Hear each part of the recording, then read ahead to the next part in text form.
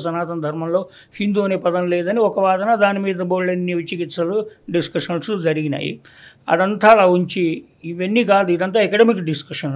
నేను అకాడమిక్స్లో కూడా ఉన్నాను ప్రొఫెసర్ డీల్గా. ఇదంతా చూసిన తర్వాత నాకు అనిపించింది ఏంటంటే, ఒకటేంటంటే 90% of the Hindus, so called Hindus seem to be not having even 1 or 2% awareness, simple awareness about our భారతీయత అండ్ సనాతన అండ్ హిందూయిజం. కరెక్ట్. సో దానికి మనం ఏం చేయాలి, అదొకటి. రెండవది, ఇవాళ ఉన్న జనరేషన్ కనుక చూసినట్లయితే 8 ఏళ్ల కుర్రాడు, 40 ఏళ్ళ వాడి తండ్రి, 75 ఏళ్ళ వాళ్ళ తాత, ముగ్గురు కూడా అజ్ఞానంలోనూ అవగాహన రాహిత్యంలోనే ఉన్నారు ఈ విషయానికి వచ్చేసరికి. ఇంకో విషయం గమనించింది ఏంటంటే, నువ్వు అమితాబ్ బచ్చన్ లేకపోతే ఇంకా ఎవరైనా ఒక జగ్గి వాసుదేవ్ లేదా సన్నీ లియోన్, వీళ్ళ ముగ్గురు వచ్చిన వాళ్ళకి పాపం సమభావం ఆ వాట్సాప్ చూసేటువంటి వాళ్ళు ఫస్ట్ 10 సెకండ్లో కనుక ఇంట్రెస్ట్ కలిగించకపోతే వీళ్ళు ముగ్గురు కాదు ఇంకో 30 మంది వచ్చినా తీసిపడేస్తారు. పిల్లలు అటెన్షన్ డెఫిసిట్ సిండ్రోమ్తో బాధపడుతున్నారు మొత్తం జనరేషన్, పిల్ల పెద్ద కూడా. ఏమిటో మరి అది ఇలా చూసుకుంటూ పోవటం, ఒక దాంట్లో స్థిరంగా నిలకడగా ఆగి చూడడం అనేది లేదు, అసలు ఆగి చూడడం అనేది లేదు. మరి అలా ఉన్నప్పుడు ఈ ధర్మాన్ని గురించి మనకు లోకంలో ఉన్న వాళ్ళు, ప్రవచనకర్తలు, స్కాలర్లు, పండితులు, వాళ్ళందరూ కూడా వాళ్ళ పాండిత్య ప్రకటించుకోవడానికి కొంతమంది, లేదా ఆ యొక్క depth, sublimity of that subject matter itself, వీటి వల్ల కూడా అది వాళ్ళు దూరం అయిపోయారు. పిల్లలు are getting intimidated, the youth are getting intimidated with this sublimity and profundity of the knowledge and the discourse. మరి వాళ్ళ వల్ల కూడా ఇంటెండెడ్ పర్పస్ వాళ్ళకి రీచ్ అవ్వట్లేదు, లేకపోతే ఇటువంటి పరిస్థితి ఉండదు పిల్లలు యూత్లో. ఇలాంటప్పుడు ఏం చేయాలని ఆలోచించి, should I also do something, also Ryan, no I should I do. ఇక్కడ ఏదైనా మనం చేయాలి, దేశము ధర్మము ఈ రెండు ఒకటి పెట్టుకుని, ఈ రెండు ముఖ్యంగా పెట్టుకోవాలి. ధర్మం అనే దానికి కూడా బోల్డంత డెఫినేషన్లో మిస్అండర్స్టాండింగ్స్ ఉన్నాయి, అది డిస్కస్ చేద్దాం. ముందు ఈక్షా గురించి ఎందుకు పెట్టామని దాని గురించి నేనేం చేశాను అంటే, ఒక సంవత్సరం కూర్చుని రీసెర్చ్ చేసి, ఫిల్టర్ చేసి, క్వింటిసెన్స్. చిన్నప్పుడు మన జనరేషన్లో చాలామంది పెద్ద బాల శిక్ష అని తెలుగు వాళ్ళు చదువుకుంటారు. ఇది pan India. My Eeksha is a pan India and a global initiative. It's an offering. Mine is not an organization, ఒక సంస్థ, ఎన్జిఓ అట్లాంటిది కాదు. దాన్ని ప్రస్తుతానికి నేను ఒక network of global like minded Sanatanis అని చెప్పి పిలుస్తున్నాను. ఎవరైనా రావచ్చు, ఎలాగైనా కాంట్రిబ్యూట్ చేయొచ్చు. It's not about money. ప్రస్తుతానికి money is least of the concerns, but it's important also.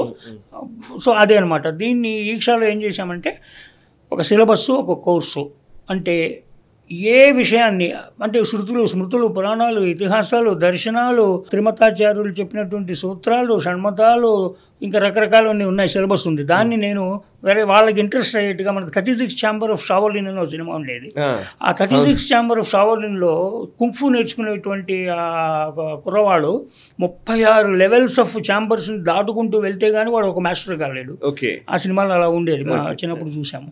అలాగా క్యాచీగా ఉంటుందని 36 ఛాంబర్స్ ఆఫ్ సనాతన్ అని పెట్టాను. అంటే ఈ 6x6 మ్యాట్రిక్స్, ఈ అతి ప్రాథమిక మౌలికమైనటువంటి విషయాలను తీసుకుని కాంప్రహెన్సివ్గా, సనాతన ధర్మం సముద్రం కంటేను, సప్త సముద్రాల కంటేను, విశ్వం కంటే పెద్దది మన వాంగ్మయం.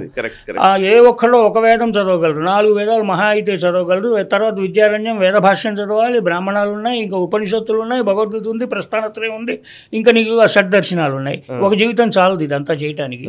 కొంతమంది ఉన్నారు ఒక్కొక్క దాంట్లో ప్రావీణ్యం సంపాదించిన వాళ్ళు. కానీ ఇదంతా మనకు తెలియాలంటే, నువ్వు ఇండియన్ అంటే ఏం చెప్తావు, భారతీయుడు అంటే ఎలా చెప్పగలవు నేను భారతీయుడిని? నువ్వు హిందువు, అసలు మనందరం ఇక్కడ ఉన్న వాళ్ళందరికీ హిందువులు అని చెప్పుకునేటువంటి అర్హత ఉన్నదా? అసలు ఎవడు హిందువు అని ఎట్లా చెప్తాడు? అంటే నువ్వు, నాకు ఈ 4 విషయాలు నాకు తెలుసు కాబట్టి నేను హిందువునండి, నేను భారతీయుడు అంటే, భారతదేశం గురించి కొంత తెలిసిన వాళ్ళు ఎవడో ఫారినర్ వచ్చి నువ్వు భారతీయుడు అంటే, ఉదాహరణకి సూరీనామ్ అనే ఒక దేశం ఉంది. సూరీనామ్ అనే దేశం ఎక్కడుందో, ఎట్లా ఉందో ఎవరికి తెలియదు. అది 158 దేశాల్లో ఒకటి. అక్కడ ప్రజలు ఎలా ఉంటారో వాళ్ళ గురించి వాడిని అడిగితే వాడు చెప్తాడు వాడి దేశం గురించి. సూరీనామ్ అని ఆ దేశంలో ఏమున్నాయి, ఎట్లా వచ్చిందని. నువ్వు భారతీయుడు, ఒక ఇండియనా, ఎలా అండి మీరు భారతీయుడు అని అడిగితే ఏం చెప్తారు? మేమే అంటారు వీళ్ళు. ఏం చెప్పలే మనం. ఇండియాలో పుడితే భారతీయుడా? నేను ఇండియాలో పుట్టాను కాబట్టి భారతీయుడిని.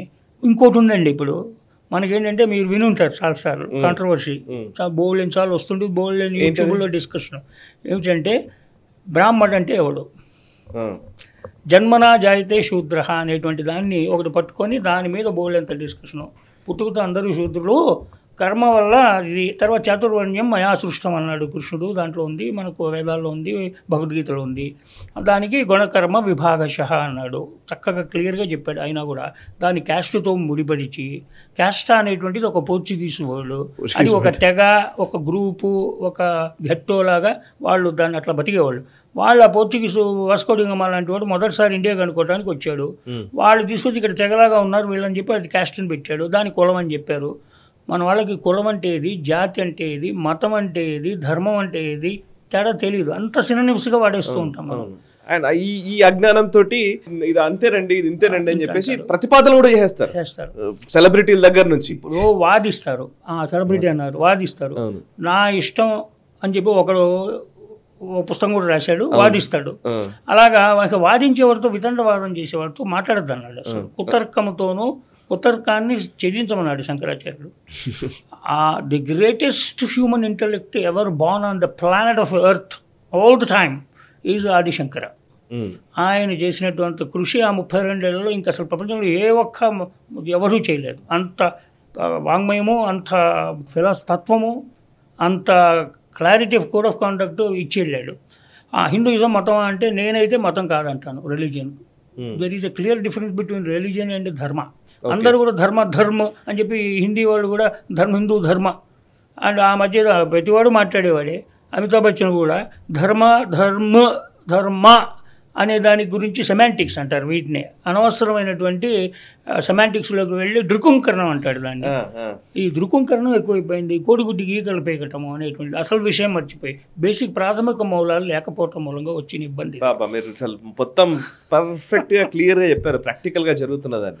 సో ఇప్పుడు ఫెనటిక్ హిందూస్ ఉన్నారు, లేదంటే అసలు హిందువే కారణం చెప్పేవాడు ఉన్నాడు. గొడవ ఏంటంటే ఈ రెండు ఉన్నారు. ఒకడేమో నువ్వు అసలు నేను హిందూనే కాదు, నాకు ఇట్లా నేను రావణుడు అంటే నాకు ఇష్టము, నాకు దుర్యోధనుడు కరెక్ట్, కర్ణుడు కరెక్ట్ అనే బ్యాచ్ ఒకవైపు ఉంది. ఇంకోవైపు అదేంటి నువ్వు అసలు ఏమనుకుంటున్నావు అని చెప్పేసి వాదించే బ్యాచ్ ఉంది. ఇప్పుడు మనం తీసుకోవాలి. అఫ్ కోర్స్ ఈ వాదించడం కూడా అవసరం అవుతుంది. ఇప్పుడు ఏం చేయాలి, మరి తప్పదు కదా. ఉంది మనకు అసలు ఉపనిషత్తులు తీసుకుంటే పూర్వపక్షం అని ఉంది. అసలు ప్రశ్నించడం అనేది ఉంది, వాదించడం లేదు. ఇంక్విజిటివ్నెస్, దానికి అన్వీక్ష అని పేరు పెట్టాను నేను మన దీంట్లో సిలబస్ లో. అన్నీ కూడా ఈక్షతో వస్తాయి నావి వెబ్సైట్. చెప్తారా? ఓకే, దీంట్లో ఇప్పుడు ఈక్ష అంటే ఇండియన్ నాలెడ్జ్ స్టడీస్ అకాడమీ. మీరు వెబ్సైట్ చూసినట్లయితే IKS-academy.in లో ఇప్పుడు నేను చెప్తున్నది 36 ఛాంబర్స్ అనేటువంటి దాంట్లో ఇవన్నీ క్రోడీకరించి నేను చెప్పినట్టు శృతి స్మృతి పురాణాల దగ్గర నుంచి 1, 2, 3, 4, 5, 6 అట్లా 64గా విభజించి, అంటే 1 బ్రహ్మను, 2 ప్రకృతి పురుష, 3 త్రిమూర్తులు, త్రిగుణాలు, త్రికాలాలు, 4 చతుర్వేదాలు, చతుర్వేద ఉపాలయాలు, పురుషార్థాలు, 5 పంచభూతాలు, 6 షడ్దర్శనాలు, 7 సప్తర్షులు, 8 అష్టవసులు, అష్టసిద్ధులు, 9 నవగ్రహాలు, 9 భక్తులు, ఇంకా నవరత్నాలు అలా ఉన్నాయి, 10 దశావతారాలు, 11 ఏకాదశుద్ధులు, 12 ద్వాదశాదిత్యులు, 14 చతుర్దశ భువనాలు, 16 కళలు, 18 పురాణాలు, 18 అధ్యాయాలు, 18 పర్వాలు, 24 తత్వాలు, 33 కోట్ల దేవతలు అంటారు. తర్వాత 64 చతుషష్ఠి కళలు, చతుషోపచారాలు. ఈ వీడియో మీకు నచ్చినట్టయితే లైక్ చేయండి, 10 మందికి షేర్ చేయండి. అలాగే కామెంట్ల రూపంలో మీ అభిప్రాయాలను మాతో పంచుకోండి. Nationalist hub group of channels ను సబ్స్క్రైబ్ చేసుకుని తెలుగునాట జాతీయవాద జర్నలిజాన్ని ప్రోత్సహించండి. ఈ వీడియో కింద ఉన్న బెల్ ఐకాన్ పై క్లిక్ చేయడం మర్చిపోవద్దు.